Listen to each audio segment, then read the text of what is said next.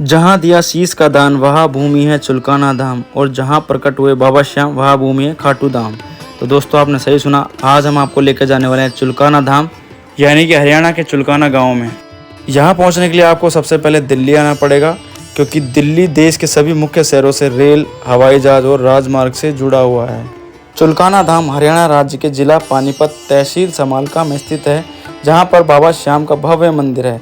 यदि आप ट्रेन से आना चाहते हैं तो चुलकाना धाम से सबसे नज़दीक रेलवे बोर्डवाला, मजरी है और समालका है। यहां पर उतरने के पश्चात आपको ऑटो रिक्शा के माध्यम से चुलकाना धाम पहुंचना पड़ेगा। और यदि आप बाय एयर आ रहे हैं तो सबसे पहले दिल्ली के इंदिरा गांधी एयरपोर्ट पे आपको उतरना होगा। उसके बाद अपनी पर्सनल टैक्सी करके हम डायरेक्ट यहाँ धाम तक पहुँच सकते हैं, और आप यहाँ पर अपनी पर्सनल गाड़ी और पब्लिक ट्रांसपोर्ट से आसानी से पहुँच सकते हैं। तो अब आपको पता लग गया कि आप यहाँ कैसे पहुँच सकते हैं। तो भाई मैं तो आया था अपने दोस्तों के साथ अपनी पर्सनल गाड़ी से। दिल्ली से चुलकाना धाम की दूरी करीब 70 किलोमीटर है, और इस दूरी को आप दिल्ली पानीपत हाईवे के द्वारा पूरी कर सकते हैं। हाईवे के बीच में आपको बहुत ही फेमस रेस्टोरेंट देखने को मिल जाएंगे, जिनमें हैं अमृत सुखदेव, करम धर्म, हवेली। ये सारे रेस्टोरेंट आपको मुरथल में देखने को मिल जाएंगे। आप चाहें तो यहाँ पर रुककर इन रेस्टोरेंटों के खाने का जायज़ा ले सकते हैं। तो भैया आप चलते हैं आगे की यात्रा पे। दोस्तों मंदिर हफ्ते के 7 दिन सुबह 7 बजे से दोपहर 12 बजे तक एवं शाम 4 बजे से रात 9 बजे तक खुला रहता है। आप यहाँ पर इस समय में दर्शन कर सकते हैं। दर्शन करने के बाद मंदिर परिसर के आसपास बहुत सारी खाने की दुकानें हैं, तो आप यहाँ पर रुककर खाना भी खा सकते हैं। अगर आप अपनी पर्सनल गाड़ी से आ रहे हैं तो यहाँ पे आपको पार्किंग की सुविधा आसानी से मिल जाएगी।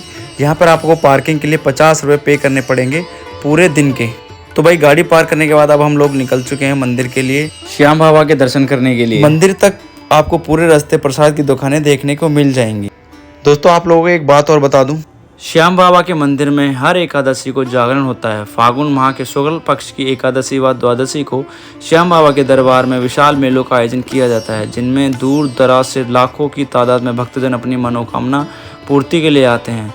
मेले वाले दिन श्रद्धालु समालका से चुलकाना गांव तक पैदल यात्रा करते हैं। रास्ते में जगह जगह विशाल भंडारों का आयोजन भी किया जाता है। वर्ष 1989 में इस मंदिर के उद्धार हेतु कमेटी गठित की गई एवं यहाँ पर एक विशाल मंदिर का निर्माण कराया गया। मंदिर में श्री श्याम के साथ विभिन्न देवताओं की मूर्तियां हैं। साथ ही श्याम भक्त बाबा मनोहर दास जी की समाधि भी स्थित है। कहा जाता है कि बाबा मनोहर दास ने ही सबसे पहले श्याम बाबा की पूजा अर्चना की थी। वैरागी परिवार की 18वीं पीढ़ी मंदिर की देखरेख में लगी हुई है। मंदिर में एक कुंड भी बनाया गया है। दोस्तों राजस्थान के खाटू धाम की तरह ही यह मंदिर भी दूर दूर तक प्रसिद्ध हो गया है। श्याम बाबा के दर्शन के लिए हरियाणा, उत्तर प्रदेश, दिल्ली समेत अन्य राज्यों से भक्त आते हैं। मंदिर में श्याम बाबा के अलावा हनुमान, कृष्ण, बलराम, शिव परिवार सहित अन्य देवी देवताओं की मूर्तियां स्थापित हैं। दूर दराज से लाखों की तादाद में भक्त मंदिर में आकर सुख समृद्धि की कामना करते हैं। दोस्तों यह स्थान वही पावन धाम है जहाँ श्री श्याम जी ने अपने शीश का दान दिया था, और यही वह स्थान है जहां श्री कृष्ण भगवान जी ने महाबली दानवीर भरबली जी को अपना विराट स्वरूप दिखाया था। दोस्तों चुलकाना धाम को कली काल का सर्वोत्तम तीर्थ स्थान माना गया है। चुलकाना धाम का संबंध महाभारत से जुड़ा है। पांडव पुत्र भीम के पुत्र घटोत्कच का विवाह दैत्य की पुत्री कामकंटकटा के साथ हुआ था। इनका पुत्र बर्बरिक था। बर्बरिक को महादेव एवं विजया देवी का आशीर्वाद प्राप्त था। उनकी आराधना से बर्बरिक को 3 बाण प्राप्त हुए, जिनसे वह सृष्टि का संहार कर सकते थे। बर्बरिक की माता को संदेह था कि पांडव महाभारत युद्ध में जीत नहीं सकते। पुत्र की वीरता को देख माता ने बर्बरिक से वचन मांगा कि तुम युद्ध तो देखने जाओ, लेकिन अगर युद्ध करना पड़ जाए तो तुम्हें हारने वाले का साथ देना है। मात्र भक्त पुत्र ने माता के वचन को स्वीकार किया, इसलिए उनको हारे का सहारा भी कहा जाता है।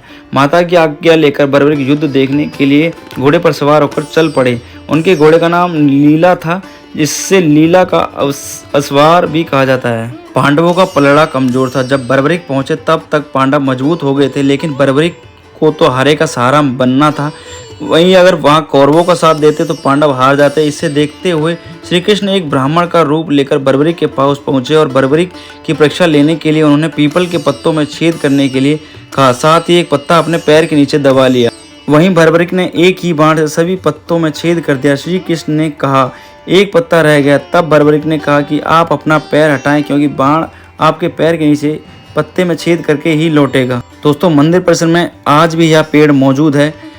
पीपल के पेड़ के पत्तों में आज भी छेद है, जिसे मध्य युग में महाभारत के समय में वीर बर्बरिक ने अपने बाणों से बोधा था। वही ऐसा कहा जाता है कि जो भक्त बाबा श्याम से मन्नत मांगते हैं उनकी मन्नत खाली नहीं जाती है। दोस्तों, क्या आपको पता है कि बाबा ने शीश का दान क्यों दिया था? इसकी पीछे की क्या कहानी है, तो आज मैं आपको बताता हूँ। श्री कृष्ण ने एक ब्राह्मण का वेश धारण करके बर्बरी के पास पहुँचे। बर्बरी उस समय पूजा में लीन थे।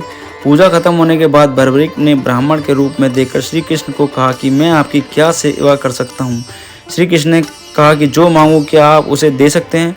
बर्बरिक ने कहा कि मेरे पास देने के लिए कुछ नहीं है, पर फिर भी आपकी दृष्टि में कुछ है तो मैं देने के लिए तैयार हूँ। तब श्री कृष्ण ने शीश का दान मांगा। बर्बरिक ने कहा कि मैं शीश का दान दूंगा, लेकिन एक ब्राह्मण कभी शीश दान नहीं मांगता। आप सच बताएं कौन हो?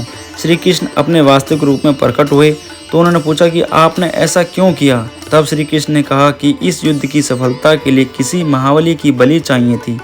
धरती पर 3 वीर महाबली हैं, मैं, अर्जुन और तीसरे तुम। क्योंकि तुम पांडव कुल से हो, रक्षा के लिए तुम्हारा बलिदान सदैव याद रखा जाएगा। बर्बरिक ने देवी देवताओं का वंदन किया और माता को नमन कर एक ही बार में शीश को धड़ से अलग कर दिया और अपना शीश श्री कृष्ण को दान कर दिया। श्री कृष्ण ने शीश को अपने हाथ में ले अमृत से सींच कर अमर करते हुए एक टीले पर रखवा दिया। जिस स्थान पर शीश रखा गया वो पवित्र स्थान चुलकाना धाम है, जिसे आज हम प्राचीन सिद्ध श्री श्याम मंदिर चुलकाना धाम के नाम से संबोधित करते हैं। तो दोस्तों, इस स्थान पर बने मंदिर के पीछे की कहानी यही है। दोस्तों, मंदिर बहुत ही बड़े क्षेत्र में फैला हुआ है और काफ़ी सुंदर बना हुआ है। मंदिर के अंदर पार्क भी आपको देखने को मिल जाएंगे। अगर आप कहीं दूर से आ रहे हैं तो आपको यहाँ रुकने की सुविधा भी है, क्योंकि मंदिर के अंदर धर्मशालाएँ भी बनी हुई हैं। तो दोस्तों, वीडियो कैसा लगा कमेंट करके ज़रूर बताएं और अपने दोस्तों के साथ इस वीडियो को ज़रूर शेयर करें और कमेंट बॉक्स में जय श्री श्याम लिखना ना भूलें। थैंक यू सो मच दोस्तों। जय श्री श्याम, जय श्री खाटू नरेश।